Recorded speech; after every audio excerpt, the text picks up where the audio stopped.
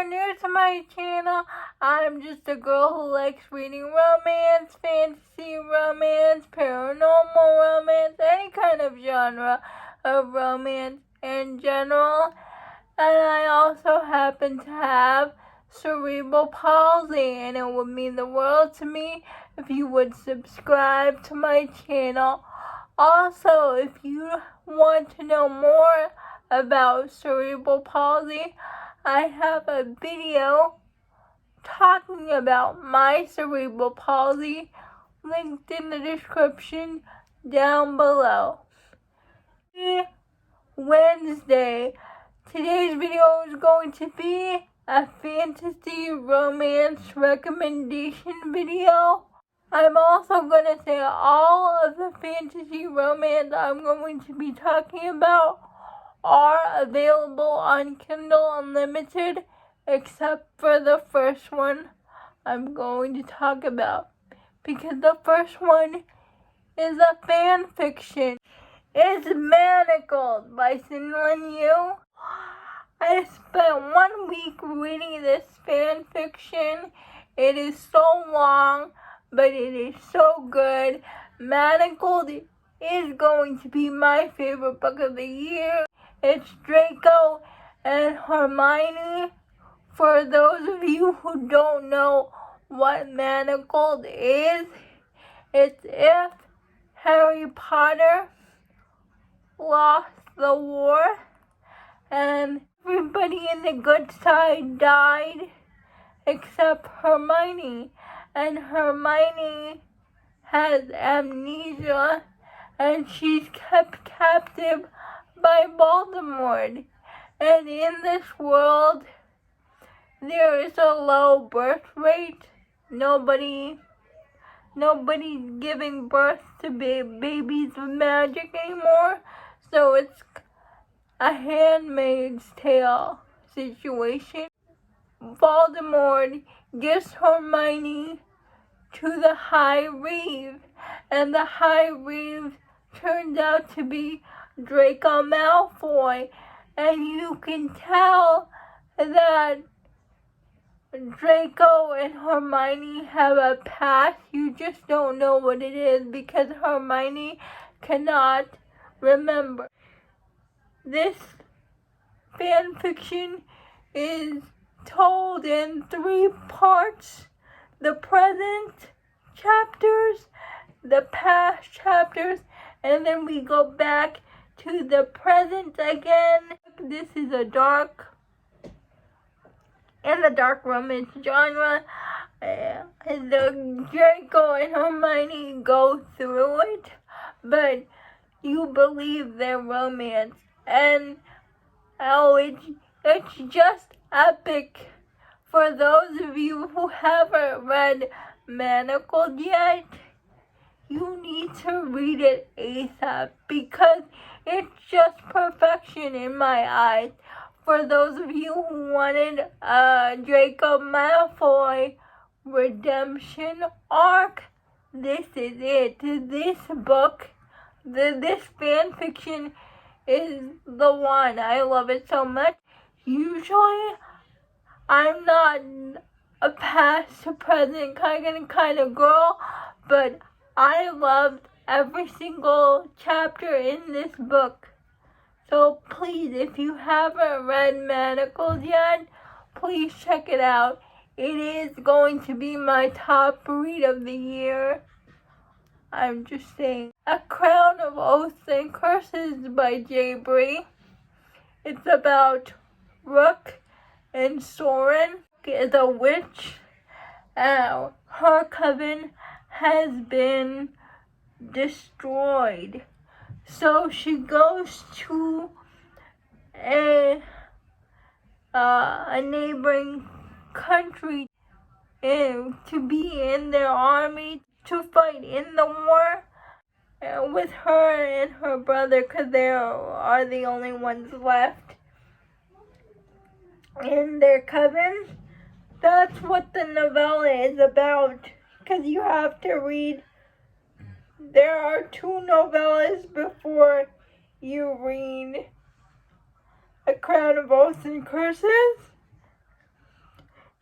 One novella is for Rook, the other novella is for Soren, but Rook is a witch and Soren is a fae. Basically, Rook and Soren are sworn enemies. Like, the fae and the witches do not like each other, and Soren is trying to take back his throne from his uncle, because his uncle is not a good person, but he isn't happy when he learns that Rook is his mate. He thinks Rook has an ulterior motive, and it's basically them trying to coexist, and Rook trying to help Soren's people, but Soren remains mistrusting of Rook until the very end. Like, he doesn't believe that she's a good person even after all the things she did for his people. But I tell you, that ending scene is stuck in my mind for a while. I read this book 2 months ago, and I still think about the ending scene. Rook was a one-woman army.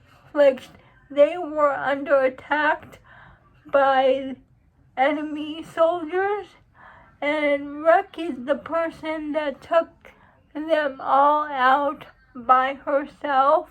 If you didn't like J. Bree's Why Choose Romance, I highly suggest A Crown of Oaths and Curses. Rook is she's a badass heroine, that's all I can say, and I love this book. Fear of the Flames, and it's about, I don't know how to say her name, but I think it's Elowina or Elowen. I don't know. I'll just call her the heroine. But basically, when she was born, she had this connection with 5 dragons. And her father and her mother got jealous of her power when she was born, because they think she'll overthrow them. So they basically locked her up in a tower, and when she was 10 years old, she escaped with the help of her uncle, her mother's brother, and basically she lives with her best friend in hiding, and she comes across the neighboring kingdom, and she meets this commander of the army, and they struck a deal. He will help her, like, take back her dragons if she agrees to fight for their side of the war, fight against her father. The heroine agrees to this because there is no love lost between her and her father. She just wants her dragons back. I like this book. I wish there were more dragons in it. Like, we got some dragon scenes, but I wanted more. But it was very interesting. I really liked the character development. So I read this book because of Rachel from Ravenhair Reader. North Queen. Here we follow Nora, and the first scene we have is her in the woods, and she does not remember anything. She doesn't know why she's in the woods, why is it snowing, but then, like, a soldier from the woods, they find her, and he's like the advisor to the queen, and it turns out she is the princess of the kingdom, but she cannot remember who she is. She doesn't remember who this person is, and but he knows she is the princess, so she goes with him. And when she meets the grandmother, she can tell she has like a familial bond with her, but she doesn't remember what it is. And she also forgets that she was in a secret relationship between her and the queen's advisor, the queen's guard. And it's a secret because she's royalty. And when she goes back in the throne, she finds out she has to get married to a neighboring prince to stop the King of Darkness, basically. And she has to fulfill her duty without remembering anybody. And she doesn't even remember her secret boyfriend. But the kicker is, the twist is that she gets captured by the King of Darkness, and what her grandmother says about the King of Darkness is likely not true, and the plot twist. I really liked it. If you like good character development, please read this book. I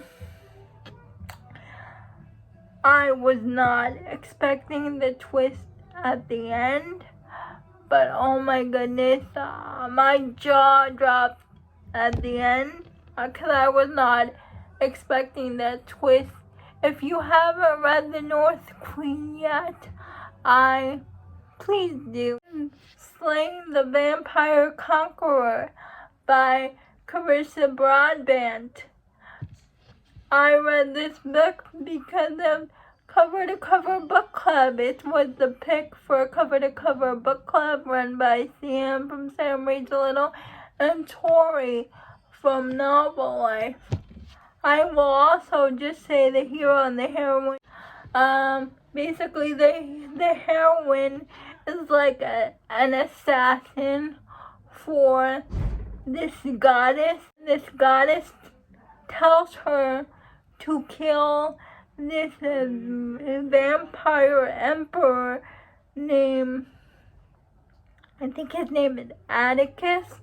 So she pretends to be like a seer in order to get closer to this vampire emperor.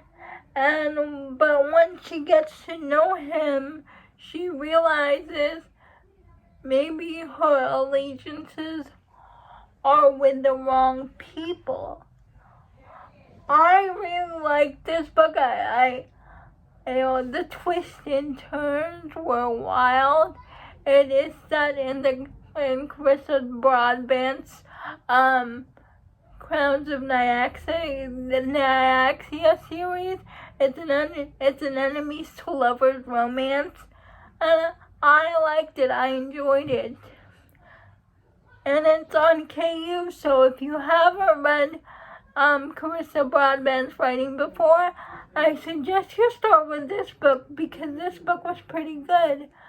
Those are all my recommendations for fantasy romance. Please like, comment, and subscribe to my channel. That would mean the world to me. And I'll see ya Friday. Bye.